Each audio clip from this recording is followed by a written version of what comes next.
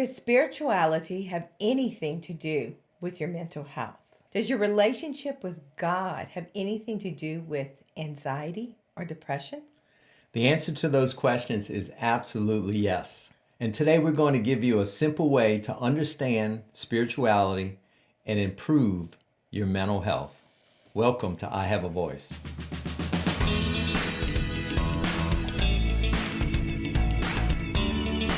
Well, I'm DMin Sunseri. This is HollyKem Sunseri. We're glad you're with us. And today we're talking about the relationship between spirituality and mental health. Two of our favorite subjects. That's true. So before we get into breaking it down, let's look at what is spirituality and give you a simple definition of that. Because it's definitely not religion. It's not religion. And that becomes the big deal. Yeah. So spirituality is the quality of the relationship that you have, number one, with God, number two, with your neighbor or the people you interact with, and number three, yourself. And that's based on really Jesus' teaching. He said, what is the most important commandment? He said, look, you can wipe out everything. Love the Lord your God, number one. Love your neighbor, two, yes, as yourself. Those three relationships are the foundation of spirituality. And religion, right, is the institution that's created to help you grow in those three relationships. Yep. And sometimes it does a marvelous job doing that. Sometimes it sucks. Sometimes it doesn't.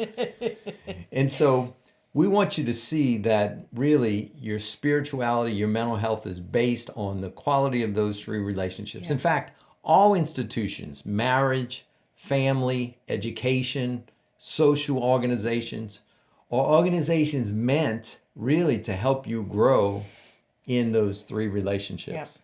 And like religion, sometimes they do a great job in doing that. Sometimes they don't. And sometimes they don't. Well, let's look at mental health, a definition of mental health. Mental health is when the quality of the relationship that you have with one, God, your neighbor, and yourself is healthy. Very simple. And make a point, the quality of it. Doesn't mean you don't have a relationship. It's the quality of it. It's the quality. Yeah, that's the key word here. The quality is going to be good. It's going to be bad. It's going to be in between. It's going to be excellent. It's going to be marginal. It's going to be whatever. And so if we break it down to those three relationships, a lack of a healthy relationship with God leads to anxiety. Yep. It leads to depression.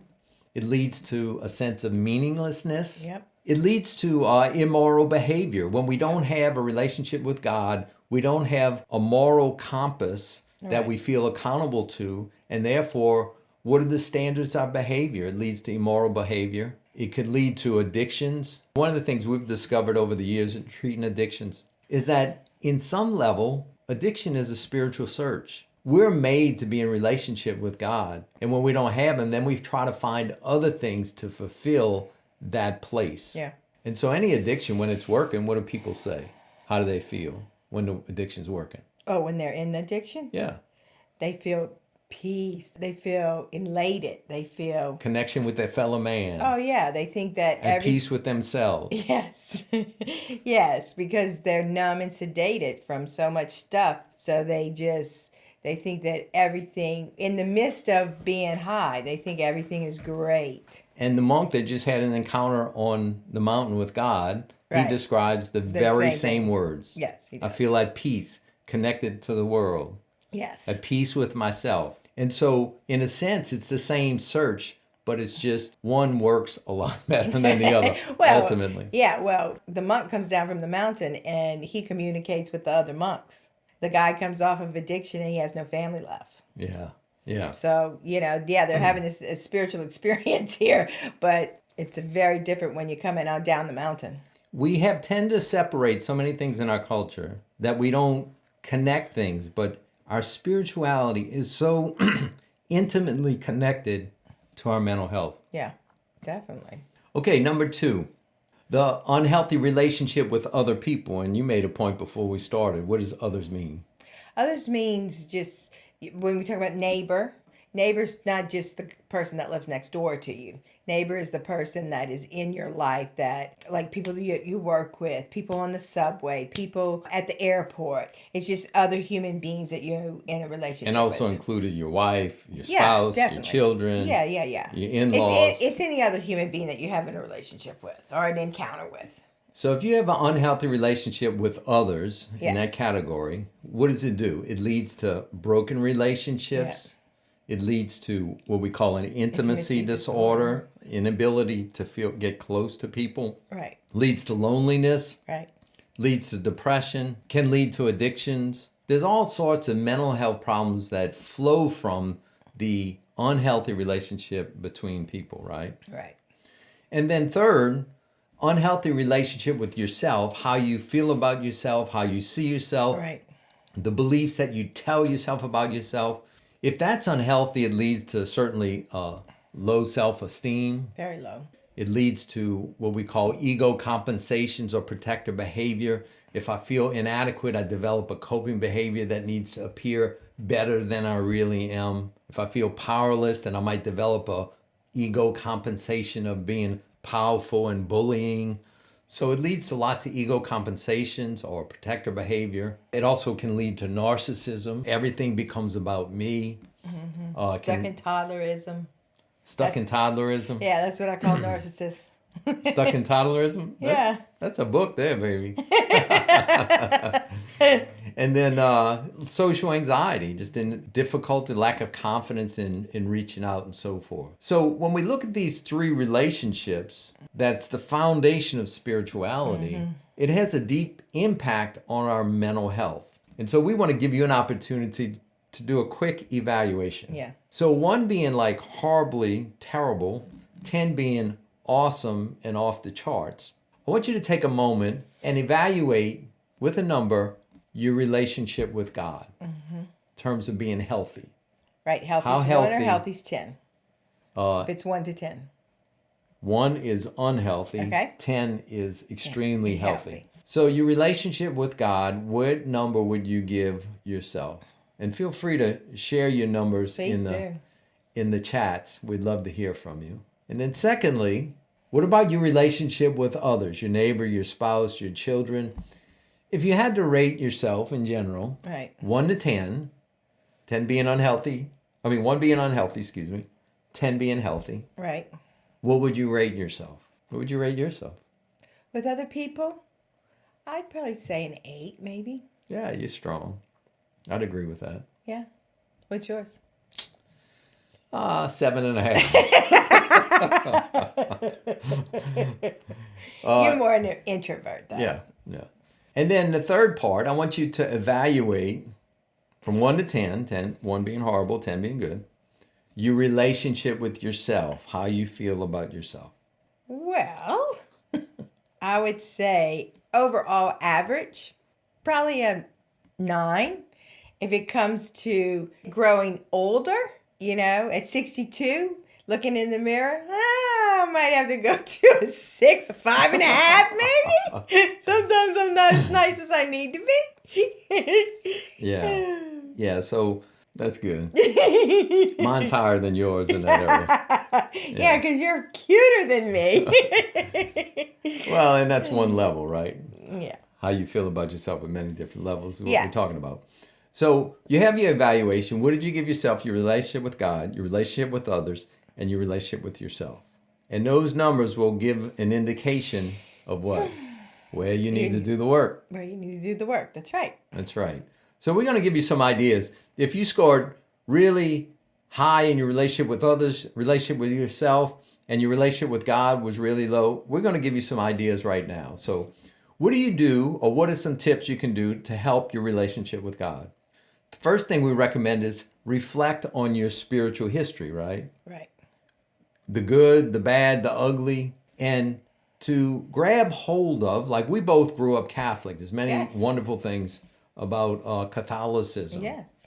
Then there were some things that we were not crazy about, but that's in any situation. Yes. But grab hold of the good. What is it that you need to let go of? And what is it that you have to build upon? In any relationship with God, we're given a relationship or no relationship from our upbringing, and it always needs to be challenged so that you can evaluate it and make it your own. So that's an important process, and we want to give you a permission to explore and reflect on your spiritual history and what can you hold on to build upon. The second recommendation to improve that, if you have a low score, find a good place of worship. Now we're talking from a Christian perspective, Right. because that's what we are. We're Catholic, we're Christian. And so our recommendation will be visit 3 churches. Visit 3. 3 different kind of churches that you feel led to visit. Think about how that went and see where you feel led. Hopefully one of those you would feel led. If not, then try 3 more. Try 3 more. And then the third thing to improve that relationship is, and it's a practical tip, is to get your Bible and to read 1 chapter a day, starting with Matthew, the New Testament. It's Matthew, Mark, Luke, John, Acts. Is to read 1 chapter a day, reflect on it, see what it's saying to you. Next day, read the next chapter, Go through the 4 Gospels and Acts, and then start over. Do that a couple of times, and that's a wonderful way to really improve your relationship with God. Yes. And you need to understand that mental health is very intimately integrated to our spiritual connection. I was thinking about just doing the show is that we hadn't talked about trust, and I've heard it like 3 or 4 times going through the process of this show, is that if I don't trust God, how do I trust people, and how do I trust myself? So it's like, where is my trust level with God? Where is my trust level with other human beings? And where is my trust level with myself? As I start to reflect on all of this and reflect on these questions, do I really trust God? And then I can even go another step deeper, is where do I trust him? Do I trust him in my marriage? Do I trust him with my friends? Do I trust him, me being a recovering addict? Do I trust him to help me in that arena where I don't use? I see this a lot too. What we're talking about is in the mental health sector, we're always dealing with trust. Yeah. And you're dealing with that in your spiritual relationship. People say, well, someone may not be a Christian because they have these issues, but they claim themselves as Christians. Well, there's many of us that the Lord is not the Lord over every area of our life, I see. which is about trust. Yeah.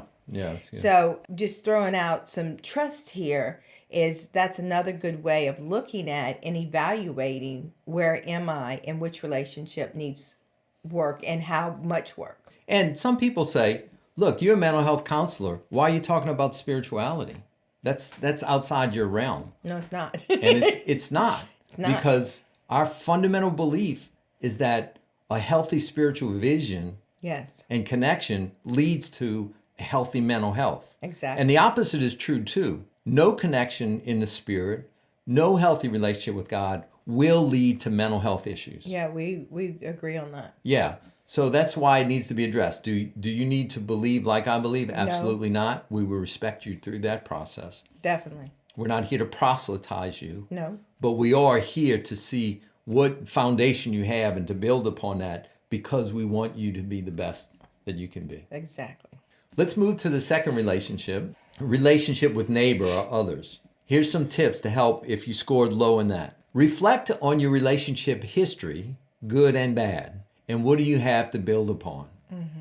Reflect on your relationship with your parents, with your siblings, with your friends, with your first boyfriend, your first girlfriend, your best friend. What do you have to build upon? The second strategy is the ones that were hurtful to you. Right. Write down a list of your resentments from any hurts, from teachers, from friends, neighbors, uncles, aunts, whatever. Write down a list of resentments and offer them up with forgiveness. Now, we have lots of videos on forgiveness. You can look that up on our channel. We don't have time to go in it. But that is so important in mental health, is learning to activate and practice forgiveness. Yeah. And then the third is to practice or learn any deficits that you realize that you have when you reflect on your relationship with other people. If you're not a good communicator, learn the skill of healthy communication. Yes.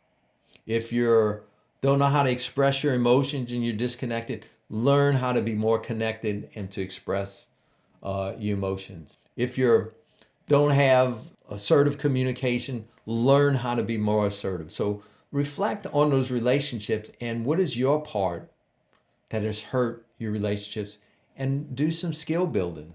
And that'll help your relationship with your neighbors. And a lot of times too, I find with people that I work with, is a lot of things are skills. I mean, there's things in our history that need love and need attention, but a lot of times it's just skills. It's like 60% could be skills, and it's not your fault if you don't have the skill, but it's your fault if you don't go out and get the skill. That's a good point. Yeah. Let's move to the third part. If you scored high in your relationship with God, your relationship with others, but low in a relationship with yourself, here's some things you can do to improve that. Reflect on the 5 most impactful relationships that you have, and then just write down what messages that you have told yourself about yourself as a result of those relationships. So, for example, your first boyfriend. Right, that's a good one. And he left you for one of your other friends and rejected you. Well, that's horrible that happened. But what is the message that you told yourself about yourself? That's right. After that? That's It could have been, I'm not pretty enough. Right. I'm not thin enough. I'm not this, I'm not that. Those are the messages Yes. that impact how you feel about yourself. Exactly. Not that he left you, because you might even look back today and say, thank God he left me. I'm sorry. Loser! He's gone. Loser. But in that, it's like, you may be really, really happy that he left. Like it was a blessing. But that still doesn't take away what you said about yourself. And you hear that repeatedly, that every time someone appears, they don't even have to reject you, but a male appears to reject you in your mind, guess what statement you're telling yourself? Yeah. And it works both ways. When we say 5 most impactful relationships, we're also talking about the positive ones. Yes. Like, for example, my relationship with my mother, she instilled a belief in me that there's a part of me that believes I can do anything. Yes. And there's a lot of things I can't do. But there's something that's in there that's really a healthy thing. Like, it's a new thing, and I can do it. I'll be able to figure it out. I love this because it's Jeopardy.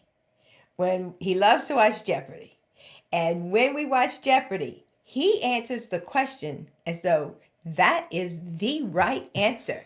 Oh. And then it's the wrong answer. But he don't care. But I think it's the right answer because he said it with so much conviction. I'm like, that wasn't the right answer. So reflect on your 5 most impactful relationships, both in the positive and the negative.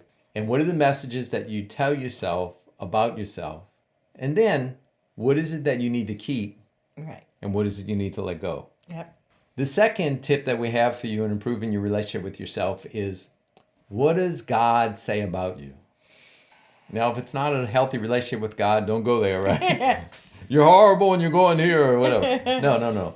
What does God say about you? You are my child and I love you. Mm-hmm. Yeah, and if you don't know, find out from another healthy spiritual person that knows what God says about you in the Word of God. And if you don't know any, listen to Lauren Daigle's song. You say, and it'll tell you what God says about you. Yeah, that's a good song. Yeah. And so as you develop your spirituality, if you have a healthy spiritual connection, what does God say about you? And repeat that, affirm that, speak that. Let that begin to color how you see yourself. And the third tip is, what are you most passionate about? What is it that creates excitement on the inside when you think of pursuing that? I remember one great writer wrote, the secret to happiness is to follow your bliss. What is it that makes you most passionate, most excited, most enthused? And give yourself to pursue that, and that improves your relationship with yourself. Yeah. I was just thinking, sometimes people get really stuck here. And ask your friends, when do you see me the happiest? That's a good question. Or when I talk about something, when do you see me the most joyful and excited? Because sometimes we have a blind spot there. That's when you get out of session. That's when you are most excited. That's true. Something about when she's able to love on people and to help create breakthrough and help transitions in the way people see themselves and to grow, that is like your fire. Yeah. Yeah, and you come out like, oh, it's great. I want to cook dinner tonight. I want to hang out. He Do likes another when I session. cook dinner. Do another session. I cooked dinner last night, but it wasn't that good. I don't know what happened. So, yeah, that's a good question. We have a recommended resource, so we want you to grow in these A three recommended relationships. resource. Yeah. Like we have a book that we wrote called A Roadmap to the Soul. We have a chapter on spirituality and religion, the difference between the two, and to start to separate that. And then we also have really lots of exercises on repairing your relationship with God, your neighbor, and yourself. So if you'd like those exercises and go through understanding that on a deeper level that we introduced today, check out the links in the comments or links in the description, and we will get the book, go through the exercises. Yes. And I'm telling you, it's going to really help you in growing in these three relationships. Yes, it is. It's a great book. Great book. Thank you for watching. And we also have, as another option, a program called Transform You. It's an intensive experience of our simple roadmap to transform your life. It's really a 3 to 4 month process done over the internet that's awesome for individuals and couples. If you're interested in more information about this, watch this video now, and it'll give you lots of good information about how your life can be transformed. God bless.